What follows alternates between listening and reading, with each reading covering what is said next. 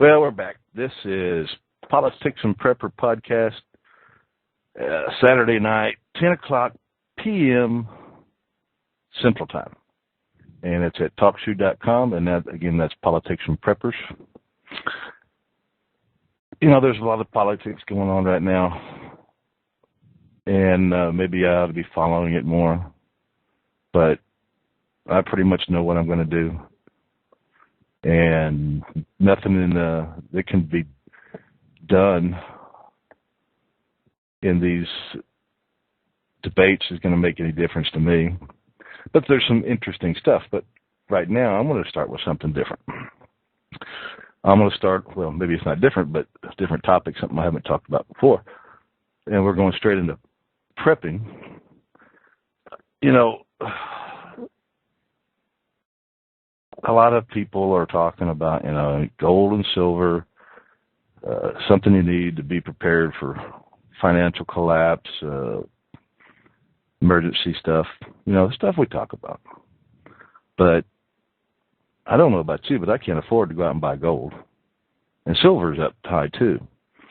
And if I had the money, I might do some of it, but it still would make me nervous because the price is so dang high.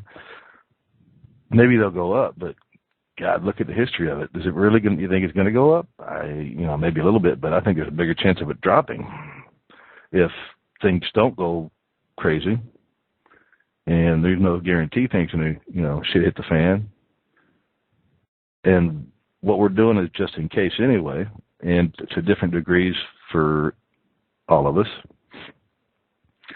But like I said, I can't afford the gold and the silver, and right after.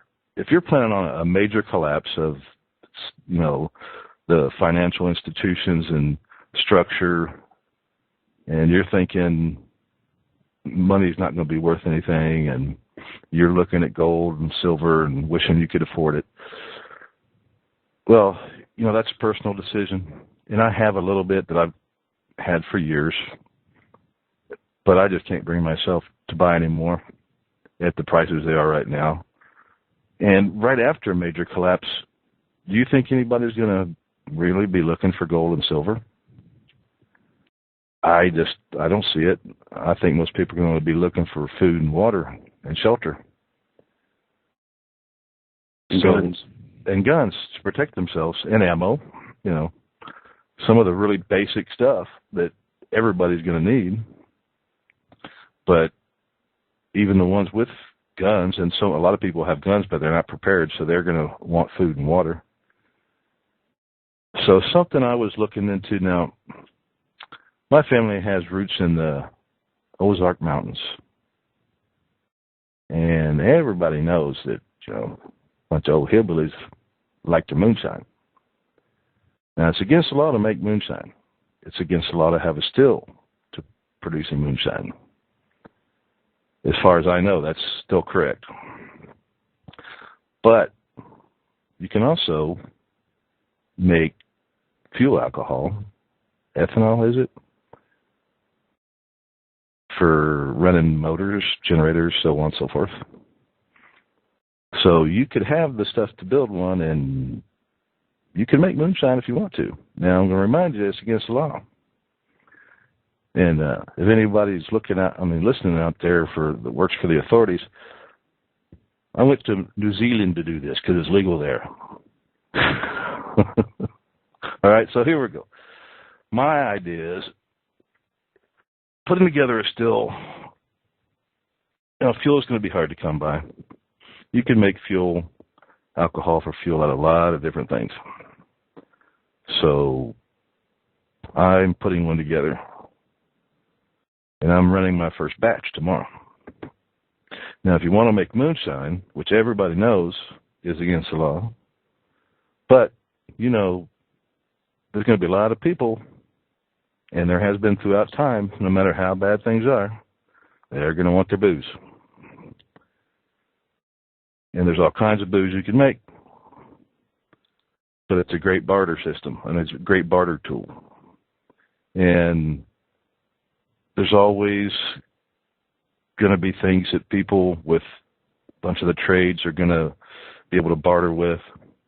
You know, some of the farmers might be able to barter with food and grain and whatever they're raising. And, you know, farmers and ranchers, they'll have something to barter with if it's safe enough to have somebody even come by to barter with. But anyway, so I went through and did a bunch of research, and I thought about doing this for years. But since it was illegal, I had to find a way to do it and still be legal, but still be able to do it if I wanted to. So producing the alcohol for fuel is the way I went. And I've had a lot of fun doing this, and it's not really hard to do. I'm not going to go on into all the details here. Maybe I'll do a video on it later or several, because it probably takes several videos. But there's a lot of videos out there on YouTube that can help you do that. So if you're thinking you needed something that you could barter with and you didn't know what it might be, there you go. There's one. Now you can also make wine and you can also make beer. But I chose a moonshine still type setup so I can produce alcohol for fuel. And I looked at beer. Beer's kind of a pain in the ass to make, which I might still go tackle it, but I'm not sure if I'm going to. Wine, I really don't have anything to, I just don't care about wine, but I might try it. I've never found a homemade wine I like, but on the other hand, I've never found any wine from any store at any price that I liked. And I've tasted some pretty expensive wines. So I'm just not a wine guy, and I don't even see how anybody is. But, you know, it's okay. There's a lot of people that do. That's fine. And that's another thing you could think about. Now, for wine, where are you going to get the stuff to make it from? Maybe you've got some trees. Maybe you've got someplace you could put some trees that have different, you know, fruits that you could make it from. You could put some vines up, some kind of grapevines up that you could make it from. But you can also make moonshine from lots of those same things. And you can make it from grain. You can make it from peaches and pears, and, you know, you make brandies and rums and whiskey, and just, you know, there's just so many different things out there. And some of them bring a pretty good chunk of change for a gallon. You could barter for a lot of stuff, probably, with a good, decent quality wine. I mean, moonshine. And if you went down to some of the lower grades, you could still do pretty good, because it's going to cost less to make anyway. But I think I'm going to tackle several different ones, all the way from the very simple to the little bit harder ones that bring more money, and just see what it takes, get that experience behind me. So down the road, if I need to, I've got that, you know, that skill. And I've got other things I'm thinking about doing for bartering, but we'll leave those for down the road, because, you know, I can only tackle so many things at once. And as Mike, who is here tonight, knows, when you have a job and a family, it takes up a lot of dang time. Yes, it does. And I know you haven't been here recently because you've been really busy at work. So, yeah. Good to have you back today. Yeah, good to be back. I guess Al's not going to make it tonight, but he's been here a lot lately, so that's fine. Have you got to try any of your food that you got? No, I haven't. And I'm debating on whether to even open these first ones and try it, but I think I'm really going to have to, because, you know, I hate to open them, but I'm really doing it for the people that listen to the show and the people on the website, so I really need to open them up, because I've got some couple different types here. I've got the ones we've talked about from the Ready Project here, the first batch. I'm going to get my next batch here probably in the next week. Now, that's a pretty big container of food, right? Actually, no, it's not that big, but it's, was it 40 or 60 servings in there? No, but if you open the main container, they're still sealed, right? So if you just ate one of them, you're not going to lose any shelf life. You know, I haven't opened it to find out. I should have read it, but I don't know. It's sitting there. Okay. I need to open it anyway. You know, I can, even if it's not sealed, if it's just one big container. But no, it's got to be separate because there's different kinds of foods in there. There's some like citrus drinks. There's and breakfast stuff like that. So there's some like several different ones in there. So it's got to be individual packages. So I need to open it and try it. And I've tried some of this kind of stuff before, and some of it's real good. Some of it's okay. Some of it's, yeah. But if any of y'all have ever been hungry, really, really hungry, you know, stuff that you normally don't like tastes pretty good. So and when it comes down to you're real hungry, you're not going to be real picky. And if you are, you're a fool. Because, you know, it could kill you if you don't keep your health up. Yeah, their minds would change real quick if they're hungry enough. Yeah, some people just never experienced it, so they don't understand. But I've been there and put myself there on purpose a couple of times because we go out to West Texas and we just take very little stuff to, you know, like maybe some seasonings or something. But we basically have to hunt, and there's some plant life out there, wild onions and stuff, and some different berries and different things out there that we could get, and different critters to shoot and cook up for breakfast or lunch or dinner. But when the hunting's a little slow and you start to get hungry, when you finally get something, gosh, does it taste good. Mm-hmm. Especially cooked outside. It's like everything tastes better outside anyway. So you got anything you've been working on you want to bring up tonight, or you just stopping by to keep me company? No, I'm just keeping you company, man. Because you know how... Keep you motivated. You know how it is. Me sitting there talking to the computer just really... I mean, I'm kind of like you. I haven't really even listened to any of the debates because I was tempted to, because it does interest me, but I'm so busy and I know it's not going to change my decision. So it's just more of an annoyance. Well, from hearing both of them talk annoys me. Yeah, then everybody on the talk radio talk about it back and forth, you know. Yeah, it's just more distractions to keep us from knowing what's really going on.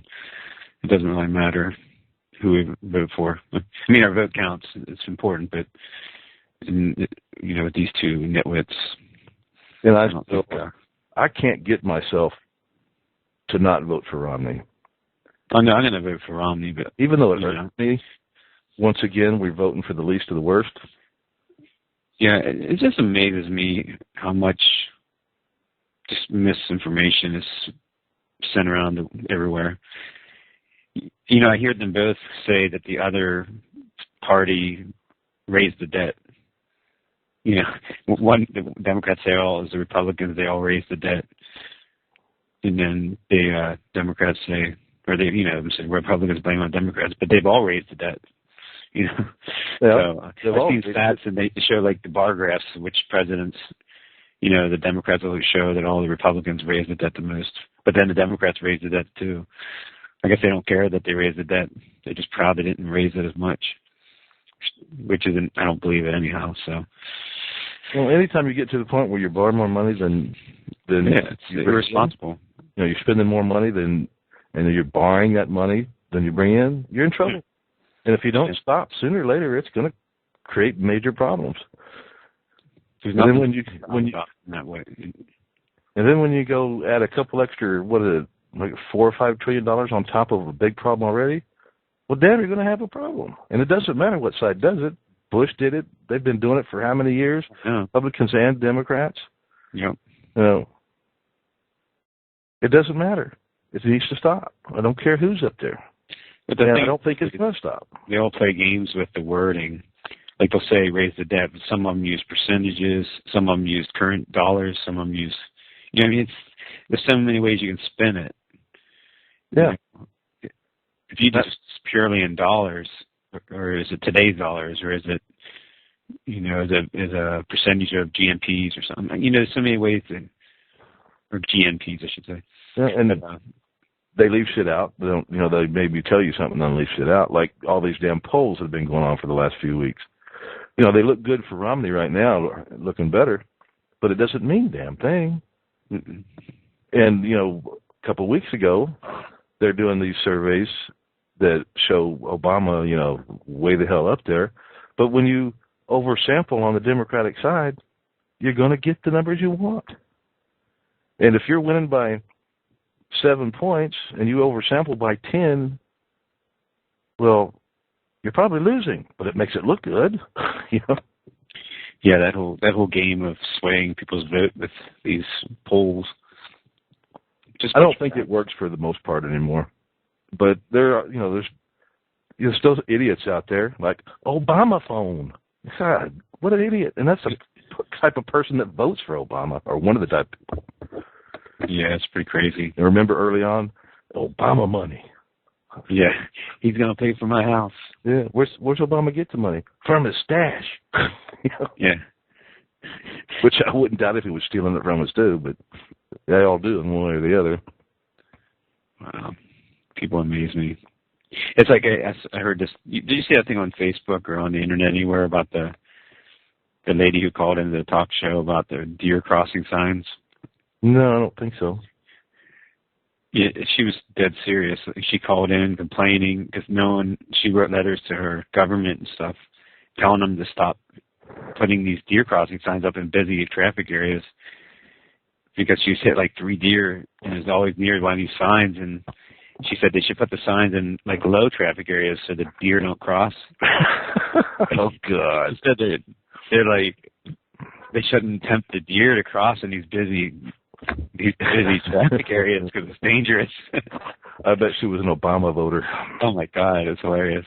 And then they called her back later, and then she's like, "Oh yeah, once I felt really stupid once someone explained to me why the signs are there."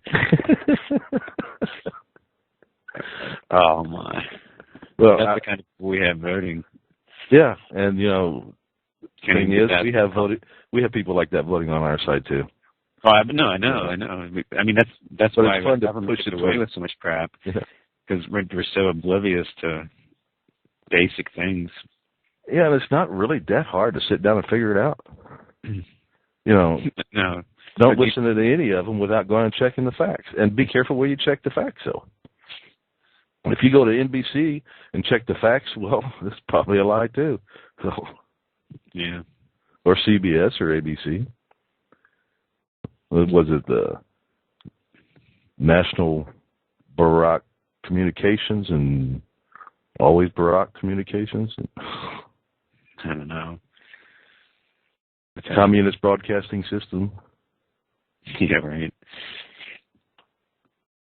Well, there was another one, and I don't think I can ever remember it because it was something that Romney did at the last little. It wasn't a debate. It was Barack and Romney got together at some, I guess it was a Catholic organization or something, and they had their little speeches. They were kind of roasting each other and joking about things, and Romney said something about like you can see the headlines now. Barack Obama connects with Catholics, and then the headline for Romney would be Romney has lunch with rich people. Same place, same people. Yeah, different headline. Yeah, it's pretty crazy. But when you have all these big news places that are supposed to be news places, so I shouldn't even call them news outlets or anything. They don't give a shit about the news. They just give a shit about getting what they want. They're not supposed to, it's like, don't even call yourself a news anymore. Think about it, though. I mean, who watches, I'm not sure what percentage people watch any particular news show. It's got so fragmented, but somehow it always seems to be, they all pull stories from the same sources, so.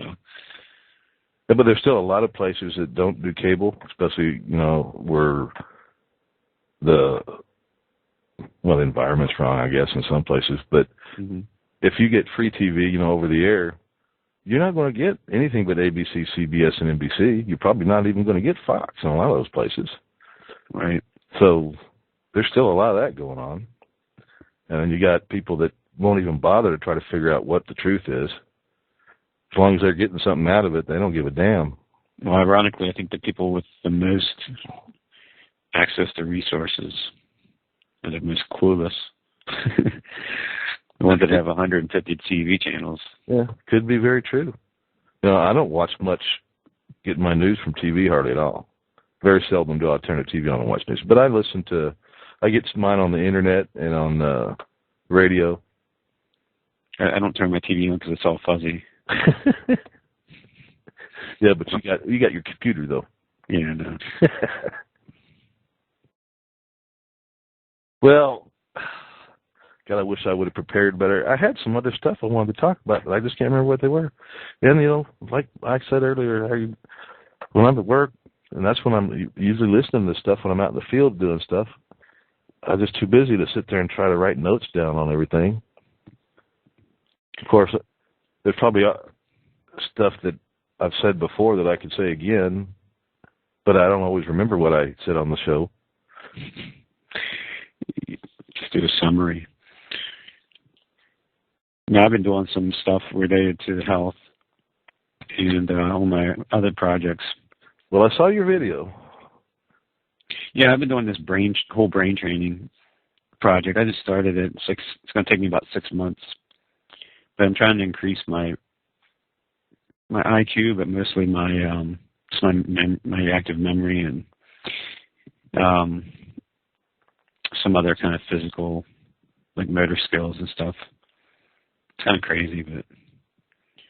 Well, I'm working on my wife right now, both of us, to start eating a little healthier and getting some more exercise. We're talking about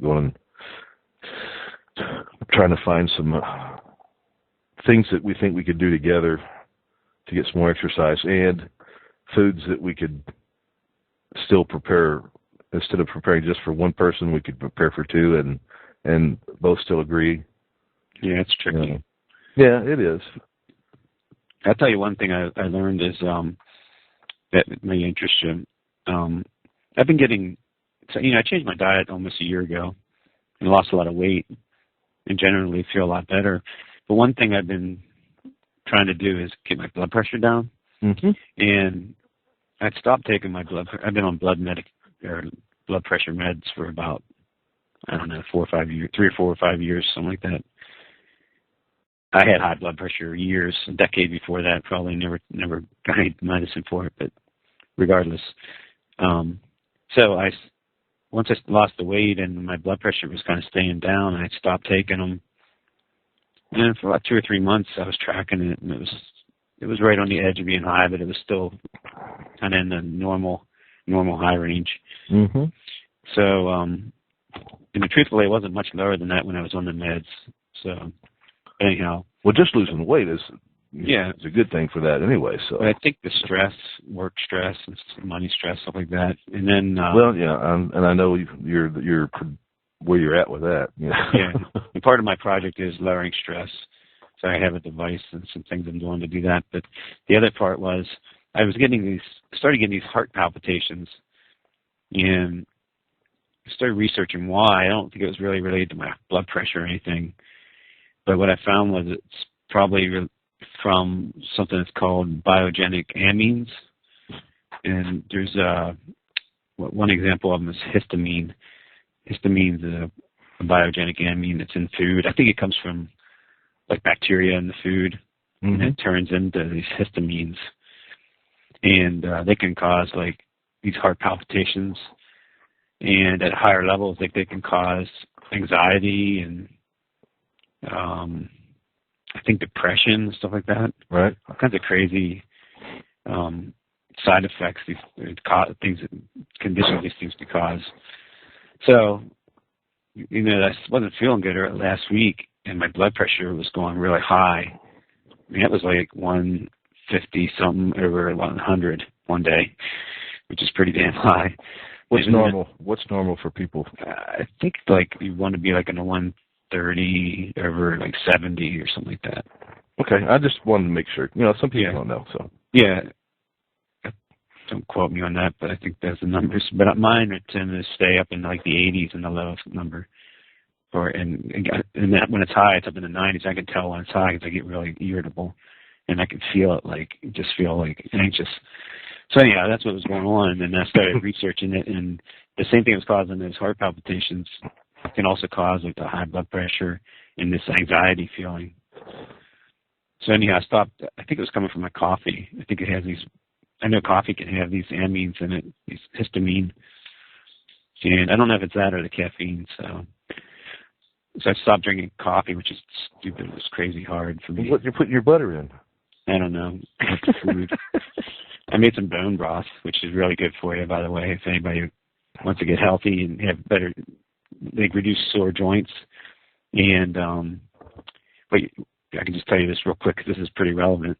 Like if you're out in your even in modern life, but say this is really relevant to prepping, because you're going to go out and shoot an animal or something. Mm-hmm. Don't throw away the bones. Right. Okay, save the bones, especially like you want to save some big bones, some joint bones, and I'm not sure where the oxtail is, but I used for this batch I made. I used beef oxtail, and I go and I find like a local grass-fed beef company. Yeah, go ahead. And because I just saw Alga online. Yeah, that's what I was. Yeah. But But anyhow, yeah. So I would really encourage someone to take a little extra time, find a place that has grass-fed beef. The beef is more expensive, but the bones aren't that expensive. Like you can sometimes you make it lucky and find some for free. But you cook them and just cover them with water. Hey, Al. Hey, Al. How's it going? Good. Let's let Mike finish his thoughts here.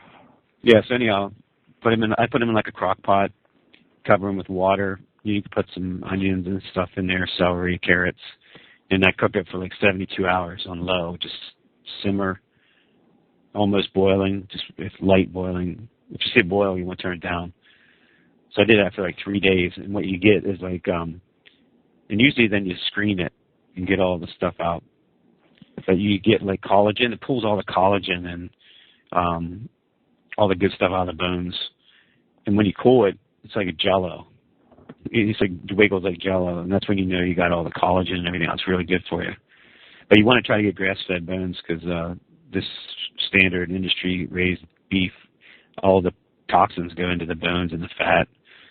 Yeah. So I would encourage people to try to find some good, either like go out and shoot a deer or shoot something wild and use it, you know. Or well, I got a supply for that coming up pretty soon. Yeah, I asked a guy that I work with to save me some bones from his deer he gets every year. So I'm going to try a deer. I don't know. I haven't heard anything bad about using their bones. Well, I was a little distracted there for a minute. Now, when you extract all this stuff, how do you prepare it? What do you put it in? It's real simple. You slow cook it for like 72 hours, and you don't want to heat it. You don't want to boil it continuously. You bring it up temperature, and then people can search for bone broth on the internet. But I just tell you real quick, you can bake the bones for like an hour at 400. That kind of gives them a little better flavor. I mean, do you just make a soup out of it, or do you? Yeah, you can make a soup. What you can do though is once you put this in a crock pot and just right around boiling, it's barely just bubbling, and keep that for like 72 hours for beef bones. Chicken bones you have to do for like 24 hours. But beef bones are about 3 days, and you'll get, you want to pour that out, and usually you want to screen it to get all the stuff out, stuff comes out of the bones. And then you save that. You can freeze it, and then some people put them in ice cube trays, and then when they're going to cook something, they'll pop a cube out and use it in their, to make broth with. Or you can just warm it up and drink it like soup. It's actually pretty tasty. That was going to be my next question. Well, and the bone too. I think if I played around with the spices and stuff I put in it, like I've had batches come out that are really good, and some that have a little bit. I mean, they're all drinkable, but I'm sure you can kind of perfect it when you mess around with it. I've only made 2 batches of it, so. Well, I don't know where bone meal comes from. I don't know if they take the whole bone or just if you could take what's left of the bone after you do what you're talking about. But yeah. Bone meal is good for your garden. Yeah. So there's still a lot of minerals and everything in it, And then these bones, you can use the same bones, especially beef bones. You can keep using them until they basically just kind of get soft Like I made a batch, and then I've saved it in a mason jar, and then I put water over top of the bones again. I'm cooking another batch. You can do sometimes 2, 3, 4 batches with the bones and keep getting stuff out of them. So it's real good for you. And then you also get some of the tallow, which is the beef fat. So you can use that beef fat to fry with and stuff. It's really good for you. So anyhow, that's my health tip for everyone. Well, if you're looking for healthish things right now, that's good. But it also plays into the prepper part, like you mentioned. You're going to want to use everything you can. So that ties in there. And it's very traditional.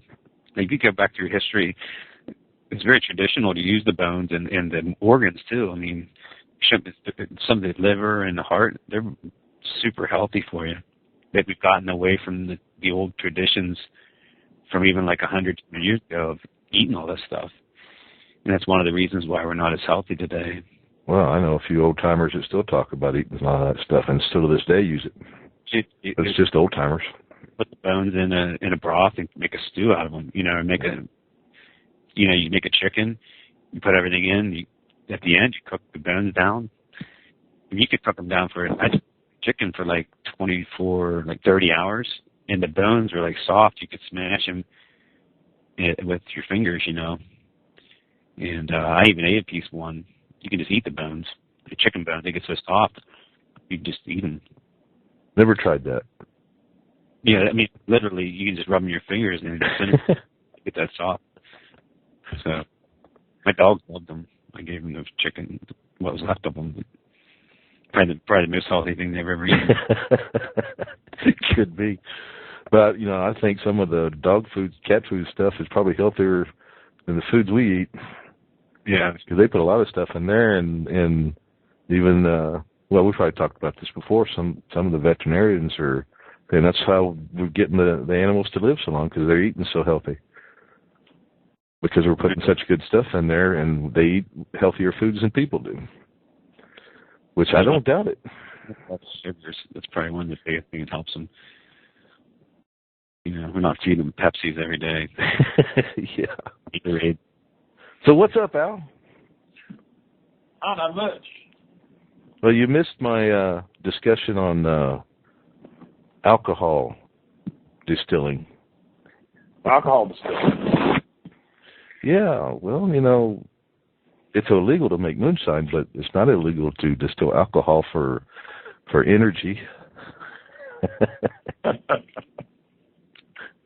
So I was talking about it as a barter material. Right. So I put one together. Of course, I had to come down here to New Zealand to do it because it's illegal in the United States. So, in case anybody's listening, I'm in New Zealand right now.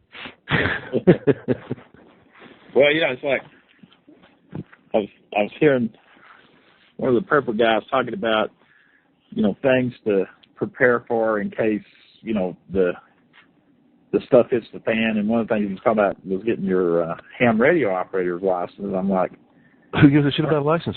Yeah, that's what I was thinking. If it hits the fan, it wouldn't matter. Well, that's one of my friends. He's got a ham radio license. I don't think he ever uses it, but I'm going, and he got it for prepping. I'm going, so why do I need a license? I just need the equipment, Yeah, that's like, if that happens, you can make all the alcohol you want. Yeah. And, get yourself a metal trash can, line it with cardboard, stick your electronics in there, and there's your cage to protect it. Yep. Faraday cage. Yep. And let me see. I think I'm gonna go ahead and bring this up. Well, one of my friends that does prepping called me today, and we had a little discussion. And he was talking about, and I think a lot of guys have this problem because this is more of a guy thing, even though there's plenty of women doing it. Prepping, being prepared for bad things happening. He thought his wife was on board. And today he asked her point blank, what do you think about all this stuff?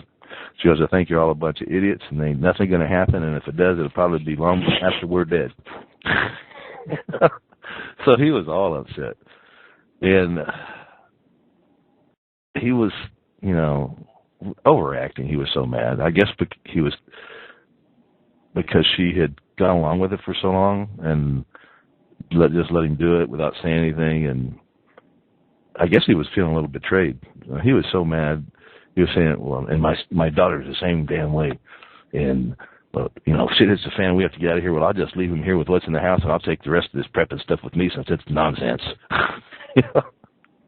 I go, Jim, just settle down. He'll get over it in a few days and figure it out. She's not stopping him from doing it.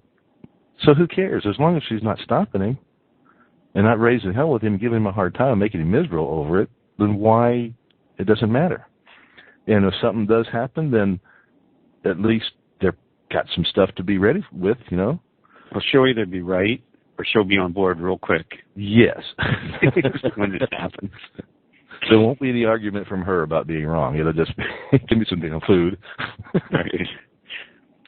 That's about as bad as the guy that created eBay. He spent a year designing it at the kitchen table pretty much, and his wife complained the whole year. Of course, when he sold it for, $52 billion? Yeah, she probably didn't complain one bit about it. Yeah, I heard him make a comment that he shops at Neiman Marcus and she shops at Walmart. Teaching her a lesson. Well, I've got my first gallon of mesh working, and it looks like it's almost done, and it should be done by tomorrow. It looks like it might be done now. Are we talking corn mash? Yeah. The first one I'm doing is corn mash, and I got some other recipes, and I got some other stuff to do it. So you're going to end up with GMO mash? Yes, but for trying it out, just for figuring out, what's what here and how, and getting my still worked up and making sure I got all the little stuff done properly, and then I can go to the non-GMO. Yeah. Where do you get that at? And I don't even know if there's a place in. I've got the website to a place that you can get non-GMO grains and corn and all that. It's up in. Yeah, but I mean, what I'm saying is, they may think it's non-GMO, but even sometimes it gets mixed up. I guess they test it, right? They can test it. Yeah, they test it. Well. See, the thing is, Monsanto, that's one of the things they did or have done for years is their GMO corn or their GMO crop would pollinate non-GMO crop, and then they would go sue. Yeah, that's part of their plan. That's what. Yeah, they would sue that farmer and end up taking over his farm, from from the lawsuits, and which I think that's finally stopped happening like this. Some of I think judges there's been some cases that, it's like one guy said, it's like the guy breaking in your house and then suing you, Yeah, exactly. Or it's like the guy sending his bull over to rape your cow and then suing you for the calf that's born, That's pretty crazy. Well, I was looking into this, and I started out with the easiest one, which is the sour mash, cornmeal. And you can make it from corn, you can make it from all kinds of grains and all kinds of fruits and stuff. But I got me a little recipe, and I went to the store today. Once I get this made, then I can turn it into apple pie moonshine. And it's got, basic ingredients for apple pie: a little molasses, a little cinnamon, and what was the other one? There's another one that goes in there. Let's see, cinnamon. That looks like that sounds like the recipe from that lady on Justified. So you got that? So you got a still? Yeah, I built one. Oh, that's cool. It's not hard to build either. That's one of the reasons I took it for a prepper thing, because it's not that hard to build. Now, you can get really high dollar stuff and go real big time, all kinds of stupid stuff. But for my purposes, I went with stuff that you could get really easy. So I went and got a metal stainless steel pot, just one of those ones that like you would use on a deep fryer, like one of those chicken deep fryers. Turkey deep fryers. But I got a shorter one to start with. I think mine's 16 quarts, and I drilled a hole in the lid on one side. And you could use a pressure cooker too, but pressure cookers are more expensive, and I wanted to go the cheap way, as cheap as I could. And if I wanted to keep doing it, I could always get better stuff, but I don't know if I'll keep doing it because I don't want to get in trouble. So, is it illegal to have one? No, it's not legal It's not legal to produce moonshine or make moonshine or the equipment to make moonshine. No, but if you're producing ethanol, alcohol for fuels, you can do that. Okay, yeah. You have the same equipment to make this to distill water. Yes, you can do that too. So you can always say it's for distilling water. Yes, that's true. And that's what yours is for, right? Well, when I bring it back to the States, yeah. Isn't Scott cool? So you drill a hole in it. All right, so I drill a hole on one side and I put the thermometer in there because you want to keep it in the range of like 185, depending on what altitude you're at and all that kind of crap, but about 185. And you don't want it to go much over 190. But there's a way to tell too. It's going to go up a little higher once you get it settled in.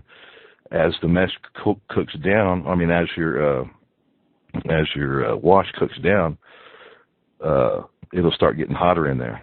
And closer it gets to like 195, the closer you are to the end of your run. Those temperatures may be a little different for what altitude you're at and stuff. But basically, that's a good starting point. And anyway, I put a hole on the other side for the copper tubing and hook it into there. You pour your wash in it. The wash is, you make your mash with all the ingredients, the cornmeal, the yeast, and so on and so forth.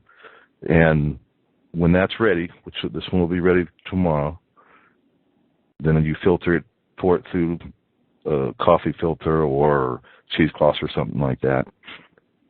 And filter all the grain and stuff out, and then you have wash. With all the stuff out of it, it's wash. So you pour your wash in the pot. Now, of course, the pot's got to be able to seal good. So what I did was I took high temperature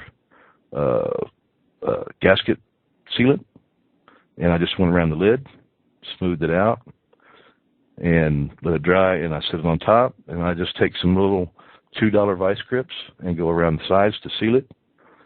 And you can make a little paste from flour and like oatmeal and stuff like that, and you can seal your where the rivets come through, like for the handle.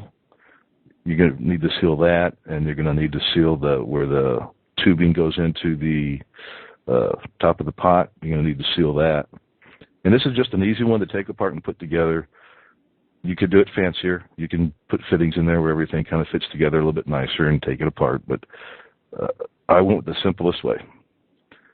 Well, anyway, then you run in your coil of copper tubing, 10, 20 feet, run it into a bucket, 5-gallon bucket, say, and you pour ice in there. And if you want, you can put water in it with it. And that ice cools the copper down, and as the steam comes out, if you keep it the right temperature, it'll be the alcohol, because water vaporizes at a higher temperature than alcohol. So if you keep the temperature right, you'll just have alcohol coming out. And it goes to the coil, cools down, and then it starts dripping out of the bottom of your tube. You take the first couple of ounces out of it, because that's the dangerous crap. Give it a little taste, make sure you got the good stuff coming out. Then when you get towards the end, you might want to take the last, depending on what size run you make, you take the last part of it, put it aside, and pour it into the next batch, because you want to keep, the best stuff in the middle.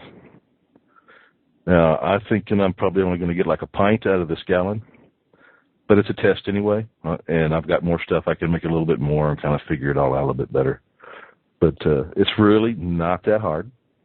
You can go a lot more high-tech than I have. There's a lot of stuff out there. You can build your own copper pot if you wanted to, which is a pain in the butt. You can go buy one, which is expensive. So I went the cheap way.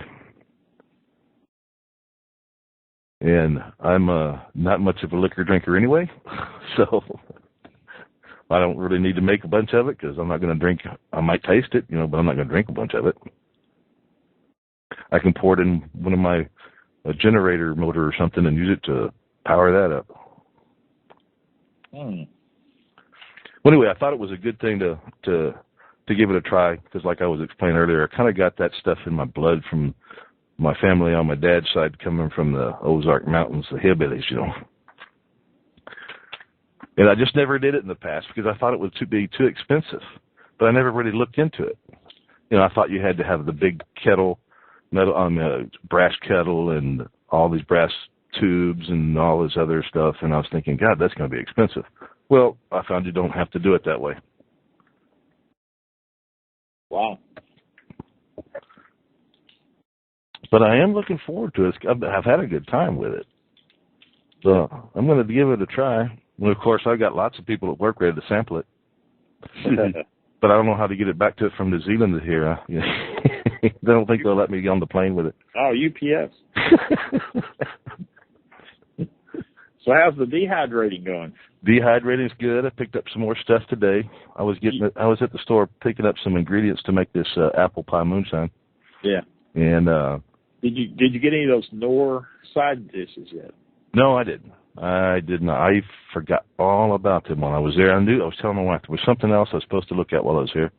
I'll be damned if I can remember what it was. I got 2 55-gallon buckets full of those things now. and when I get some one of these days, I'm going to remember, and I'm going to stop by and pick some up. Yeah, what works best is if you use a 100 cc oxygen absorber, and you cut a little slit, put it in there, push out all the air you can with that oxygen absorber in there, and then put a piece of Gorilla tape across your slit. Well, did anybody watch the new Doomsday Preppers? Doomsday Preppers? Yeah. Oh, is it back on? It's back on. It was on last week. The next one's on. Well, there was something that happened there, and I haven't had a chance to check on this stuff. But remember about the time the gas prices got real high early on, the beginning of the Bonehead's presidency, there was a big thing going on where you could make hydrogen from water, and they had kits you could put in your car and do all that kind of stuff. All right. Well, if I understand right, it didn't work as well as what they hyped it up to be, so a lot of the people just stopped doing it.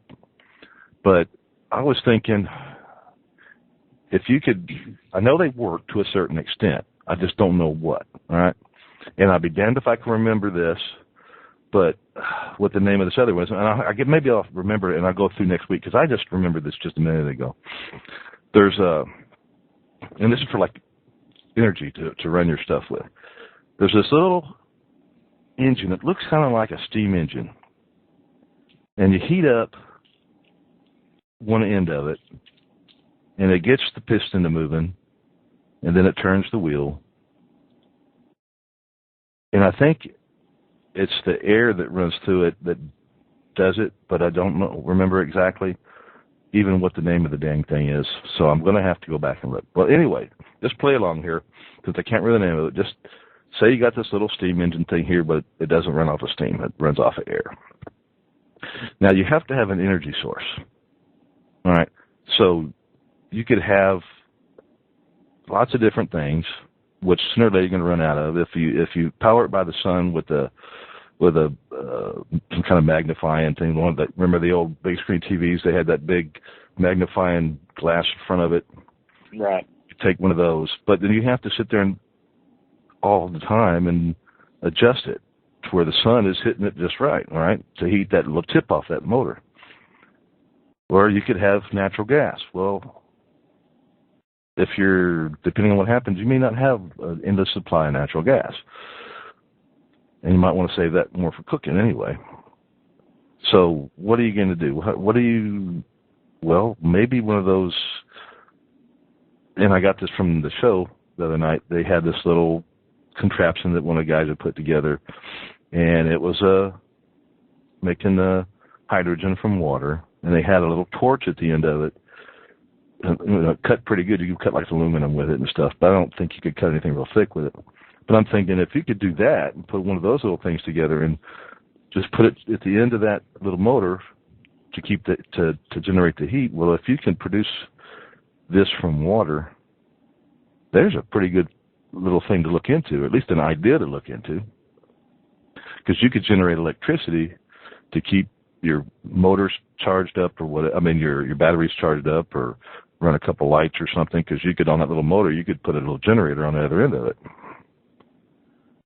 So it's just a thought. I guess I'm going to have to look back into that, especially since I can't think of the name of the damn motor. But I will find it, and I will find it tonight probably, because now I got my curiosity up on this thing.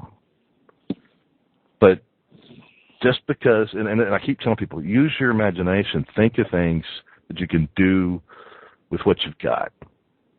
Just because you haven't seen it doesn't mean you can't do it. And maybe just because you're not good at building something doesn't mean you can't build something. You know, really, there's lots of things you can do. Just use your imagination. And once you start thinking in those ways, well, what can I do with this and what can I do with that, you'll start thinking of things that, that help save you some money. And instead of going out and buying store-bought water and putting them in these store-bought jugs or something, you can do like I did with my jugs and use those for water storage that I got for free, and then use the money from that for buying some more food or ammo or something. Yeah. Because I know there's a lot of people out there, they go, God, all this stuff, just the food's kind of expensive, and I'm on a budget, and a lot of people just aren't into it that much to spend the money. But once they kind of maybe figure, well, I got this stuff laying around here, I can go make something for whatever, out of it, and just get started, if you can take a bunch of stuff that doesn't cost nothing and make something that can help you out and get you started, just get started. Wherever it's at, start. You'll feel better about it. Well, and food's continually going up, too. Yes. So, for the guy that was, his wife thought he was crazy. Even just based on the price of food still climbing, and, if you're buying stuff today, it's going to, the prices, it's like putting money in a bank, because look at the money later you don't have to spend. Well, see, my wife is not 100% on board with all this stuff, but she doesn't mind me doing it, and she does at least understand that things can happen, like Katrina. That's one of the things we always, there's your evidence staring you right in the damn face. Things can happen. Well, it just proves the government can't help. Right. Things can happen and the government can't help.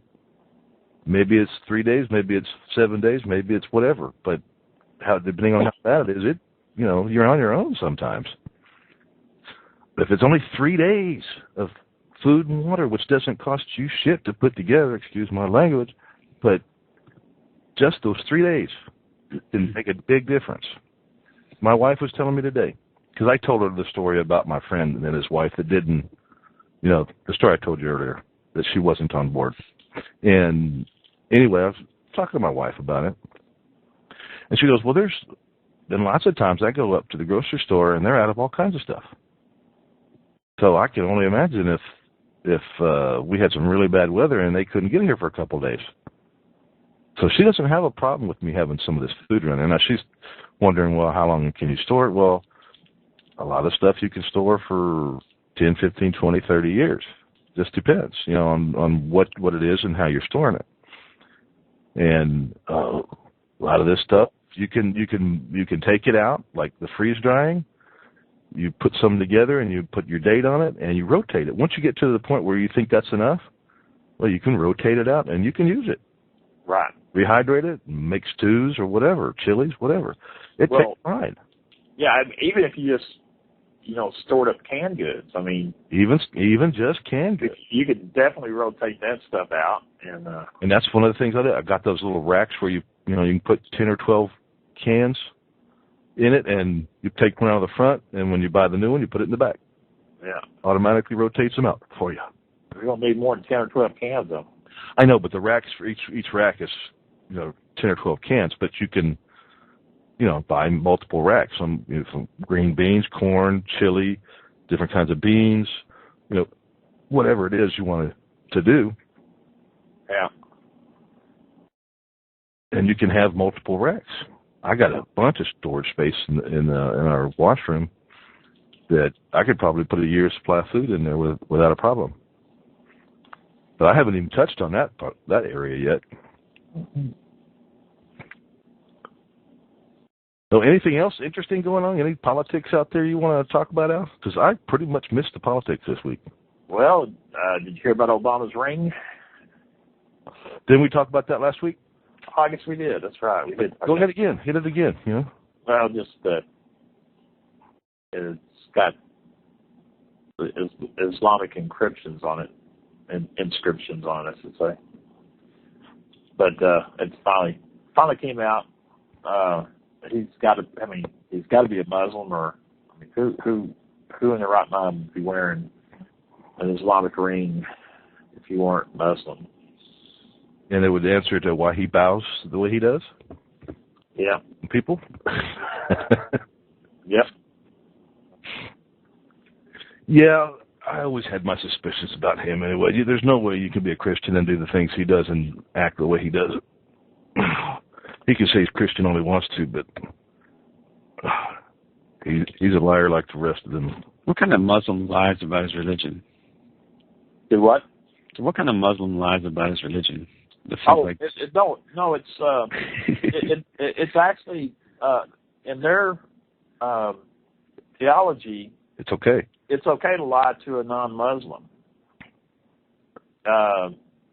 There's no, you can't sin if it's against a non-believer, they call it. So you can do whatever. But can't you sin against your own religion? I mean, you're. Well, they're taught. It's just like they're taught. All you got to do is look at Lebanon. When Muslims were the minority there, they were all for everybody worshiping the way they wanted to, and peaceful, living together. I mean, everything was, You blend in with wherever you're at until you're outnumbered. But once all you got to do, look what happened. Then once the Muslims became the majority there, all of a sudden you couldn't own a Bible and you couldn't practice Christianity. You couldn't do anything. So that's the way their religion is. They teach them when they're the lesser number to be peaceful, and when they're the majority in number, they are to convert by the sword. Yep, Well, thank goodness they're still using swords. Well, I mean, no, it was the day that it was written. That was the. I'm just kidding. He knew what you meant. Because I remember Indiana Jones. He just shot the guy with the sword. Yeah. So, Now, I tell you what, though, it's kind of embarrassing. It's recently came out that Muhammad didn't write, or he couldn't read or write, and it turns out one of his wives was the one that actually wrote down the Quran. Yeah. That goes with the religion real well. So here you already got a religion that has women in the second class, and they're following the teachings of a woman. Yeah, and it took a woman to write them all down for him. I had never heard that one before. I got a really cute email the other day where some young lady in Denver, Colorado she had written something that, she ended up having some Muslim threats made against her from overseas, and so she wrote a big open letter to them, and she gave them step-by-step directions on how to get from overseas to her house. I mean, detailed directions on how to get to her house. And she says, oh, by the way, she says, when you do come, wear some body armor. I've got some new armor piercing bullets I want to try out. You have to read this thing. I'll forward it to you. It's all right. Sounds interesting. It was. It was really good. Well, there was something else. Gosh, I just remembered it a few minutes ago, and dang it, hate when that happens. I'm going to call it a senior moment, even though I'm not that old. Well, I've been looking at a couple of different stoves, rocket stoves. And I've been looking at Stove Tech. They're out of California, and then I've been looking at the Grover? Is that the one? Grover? That's the second one, but trying to decide between those two brands. Well, I was looking the other night at how to make them with bricks. Pretty interesting. You found that? Yeah. 16 bricks. Yeah. Not that difficult. No. I wasn't expecting you to have to cut bricks in half, but it's really not that hard, so. No. Not that hard at all. And you could make your own bricks. If you were out someplace you didn't have supply of bricks, you can take mud and stuff and dried grass and stuff and make your own damn bricks if you had to, I guess. Well, I mean, you can make those rocket stoves out of number 10 cans even, And well, I kind of browsed through some videos the other night, and I was looking at how to make the ones with the bricks, and then there was a couple about the other ones, so I was going, yeah, I'll stop back by and do that. Then I got onto the moonshine still stuff, and that's pretty much preoccupied me. I've enjoyed it. Yeah. It was some moonshine that I had years ago, and I'll be damned, I would like to find that recipe, because, gosh, it was good. So there's that many recipes, huh? Oh, there's lots of recipes out there. No, I've run across one that even showed how to make, and what I was just talking about, make when it goes down smooth. It doesn't burn like your throat when you, then it just gradually starts to brighten the insides up, and then you can tell, well, that was moonshine, because it was pretty strong. But it just shock you. You drink it, and you can taste it's alcohol, and you can taste it's kind of strong, but it's not bad, and it kind of goes down pretty smooth. But it just lights you up shortly after that. But it gradually gets up there, and by the time it gets there, you're feeling pretty good. You don't need a whole lot of it. So how long would it? So you started off with a gallon. You think you'll end up with a pint out of a gallon? Is that what you're saying? Yeah, and it wasn't very expensive. Everything it took to make that was not very expensive. So how long does it take that to? This one should take 5 days to ferment, which is tomorrow. And judging, there's these little airlocks that you can put in them, and what it is, it's like a tube that comes up, and then it kind of takes it goes up and then bends back down and goes back up again, and you put a little water in the top of it, so it locks it up. You can't, air and stuff won't get in. Well, as that sugar is converting and everything to alcohol, it creates bubbles because it's got yeast in it, and it creates bubbles, and it goes up a little pressure. It goes up, and when it hits that water, you'll see bubbles. It'll bubble through that water every once in a while, and when it stops bubbling, or when it slows down, it's getting close, and when it pretty much stops or gets really close to stopping, it's ready. And that's when you filter it out and go run it in your still. But I tried to find a place today where I could find a alcohol, I think to test the proof of it, and I'm trying to think of the name of it, a hydrometer, one that's made for alcohol. I can't find one, so I'm probably going to have to order one. Then I'll have to wait till it gets all the way from the States to here. No, I'm sure there's someplace around town I can pick one up. I just haven't found one yet. But if I have to, I'll order one, because I want to find out just what proof it's running. Yeah, call the ATF. They'll tell you where to get one. Yeah. Hey, where can you got an extra one laying around that you confiscated? I really wasn't expecting to have a good time with this, but I have. It's been a long time since I really built anything anyway. I've kind of been enjoying building this. And I've never soldered copper tubing and stuff, which is, I mean, it's not hard, but I've never done it. And I had everything here except for the solder, so I figured, well, yeah, give this a try. So how many feet of copper tubing you said? You can do it with 10, but I have 20. Wow. But you can do it with 10 and like 3/8 and something, you know, something around that range, 3/8 half inch. So did one of your neighbors get their air conditioner vandalized or something? Oh, no. I went and bought it brand new. You don't think I'd admit to that anyway, even if I did do it. Not on the air. I could have got some from work last week, but just buy my own damn shit. It's not that expensive. I think it was 10 feet of the, what was it, 3/8 was $15. That's not bad. And the pot was $15. And you're doing pot too. So that's not legal down here either. You can make alcohol, but you can't smoke pot down here. Well, we've been. Do what?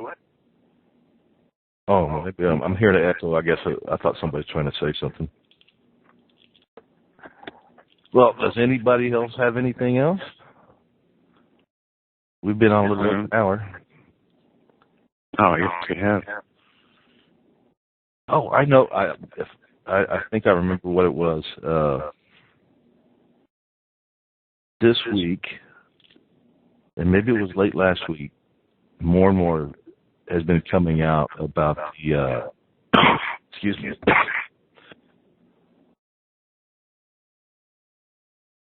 Yeah, excuse me. About the death of the ambassador and that stuff, the truth is finally coming out, and I just can't figure out, is the administration that arrogant that they think the information was already there the next day? Because the conservatives were talking about it, and they already knew what was going on. So how did they think they were really going to get away with it? But of course, if you were an Obama fan, you were going to probably still believe it.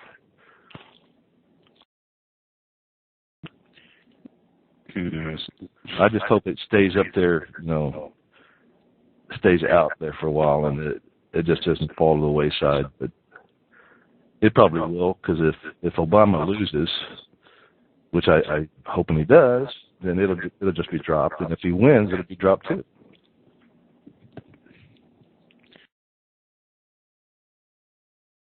Well, I think we're about done, because it doesn't sound like we got much else to talk about tonight. Yeah.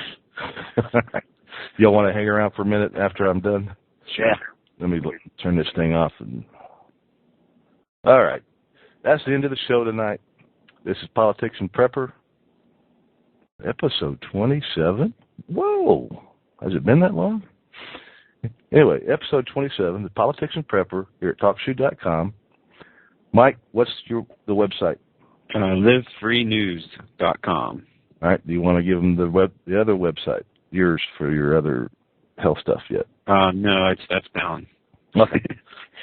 Then I want to remind everybody, I've got bestbugoutbagcontent.com. Stop by, give it a shot. Tell me what you think about it. And we'll be back next Saturday night. And maybe I'll do some videos on this still when I get it all done and run and figure it out. And show y'all how to make some alcohol for powering your engines. All right. We'll be back next week, 10 o'clock p.m. Central Time. Thanks for stopping by, everybody. See you next time.